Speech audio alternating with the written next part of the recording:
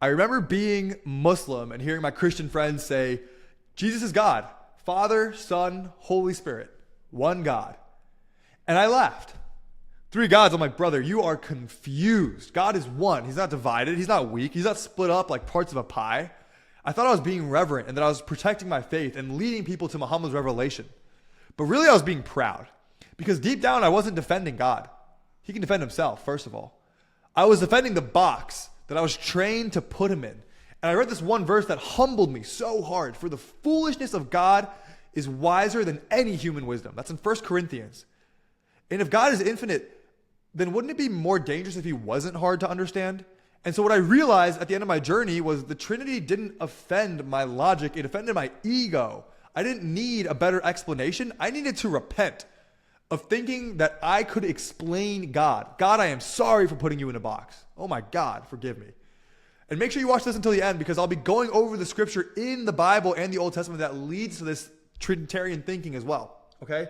So the first thing we need to do is we need to stop shrinking God. And we love gods we can explain as humans. Because a God you can explain is one that you can predict. And a God that you can predict is a God that you can ignore when he asks you for your life to lay down everything that you have. But the true God, the real one, he's not going to fit in your Sunday school coloring book. He's not a mascot. He's not a vibe. He's a consuming fire. And if your God never surprises you and he never scares you and he never offends your categories, you're not worshiping God. You're worshiping a mirror and you're throwing a holy beard on it. You're worshiping your own mind and your comfort and you're worshiping what you have versus what you can get. Okay? And there's a dangerous beauty to this Trinitarian thinking. Okay? So let's go slow here. I want this to hit. Christianity doesn't teach three gods. Okay? It teaches one being, three eternal persons. The Father is not the Son. The Son is not the Spirit is not the Father, but each is fully, equally, eternally God. Okay? This is where people get lost. So stick with me here. It's not a triangle. It's a loving fire, burning in unbreakable love. And I swear if I hear another 1 + 1 + 1 = 3, you want a math analogy? What about 1 × 1 × 1 = 1? What about 1 divided by 1 divided by 1 = 1?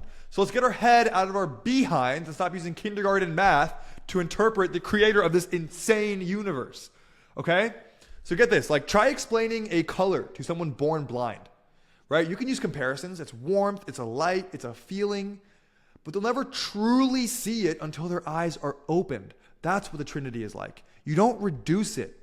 You receive it like a gift of seeing, okay? And God is not some math equation or puzzle that we're trying to solve. Like he's the one that's holding the pieces. So here's a reframe that wrecked me. Like what if the Trinity isn't something to solve? What if it's something that solves you? You're trying to figure out God while your soul is fractured, broken, and confused. And when your head hits the pillow at night, you're thinking, dude, what the heck even is this purpose of life? And all the while, God is saying, he isn't saying to you, understand me. He's saying, worship me. And you'll finally understand yourself. Seek first the kingdom and everything will be given to you. Because clarity doesn't come from control. It comes from surrender. And when you understand Jesus is God's word, living and speaking to us, and the Spirit of God is within us, when we let it be there, how could you operate any other way? What else is there to chase in this short life? Like when your head hits the pillow at night, what else really matters? And let's keep moving on here before I get too existential about this, okay? The Trinity is really what's making love eternal. And this next one is what changed everything for me, okay? Love is only possible where there's a relationship. So if God was just one person for eternity, who was he loving before he made us? Did he just randomly decide to start loving? And this is a very high level here, but do you see it? Like God didn't become loving. He is love. Because the Father has always loved the Son. The Son has always loved the Spirit. And the Spirit that we have today has always glorified the Father. The Trinity isn't a complication. It's a revelation of how love existed before time began. And how that love is reaching for you. And that's the same like feeling deep in our hearts, this deep craving everybody has to be loved and to love. And if we are made in the image of God, does it not make sense that he would share the deepest soul emotion of love with us? And then he showed us and he proved it to us with Jesus. Emmanuel, God with us. God's word with us. God's language, God's mind, God's thoughts with us. And if you're Muslim and you still haven't read the Injil, go read it and tell me that isn't the craziest love story of God proposing to us in Christ Jesus. Go read it right now with your own eyes and tell me the New Testament and Jesus isn't the most beautiful thing that you've read. Because until you've read it, you really should stay out of these comments because you don't even know what you're disagreeing with. You haven't even put in the academic work to understand this in the first place. Okay? And everything that Jesus did was the Trinity on display. The Father sent him. The Spirit filled him. The Son obeyed perfectly every single step with God. And at the cross, all three were working together to save us as fallen people. The Father didn't die. The Spirit wasn't crucified, but they were all present. United, undivided, unshakable. Jesus didn't just die to bring you forgiveness. He died to bring you into a relationship with the entire Godhead. Okay, all three. That's not a reward. That's a rebirth.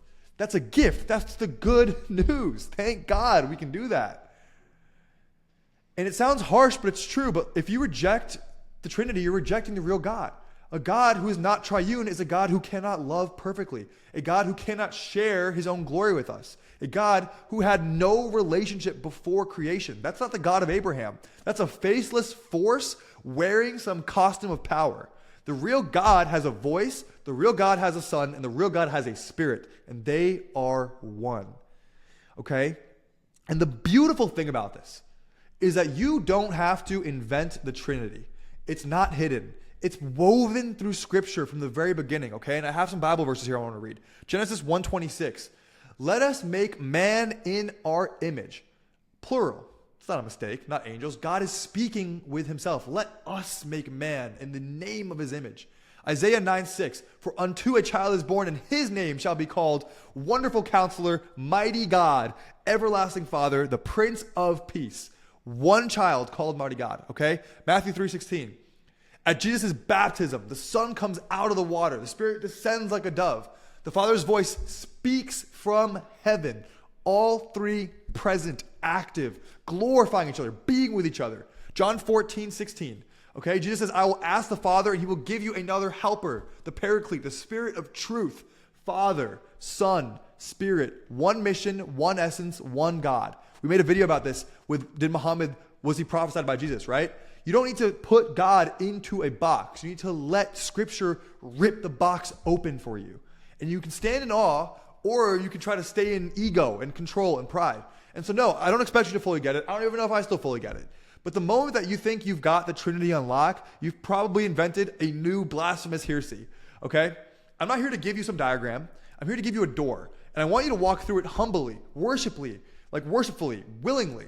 Because the Trinity isn't here to be analyzed. It's here to break you and heal you at the same time. And when it finally does, you'll stop needing this weird control over your life. You'll stop drowning yourself in information that just crowds your decision-making process because you have 40 people telling you something that God is trying to show you.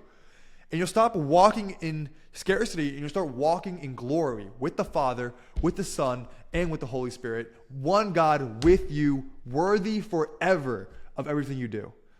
Okay? So this is the limiting beliefs and the structure and the frameworks and the understanding of God and the humbleness and the servitude that I needed to have as a Muslim to actually come into a Christian belief system, and then not only come into it informationally wise, but relationally.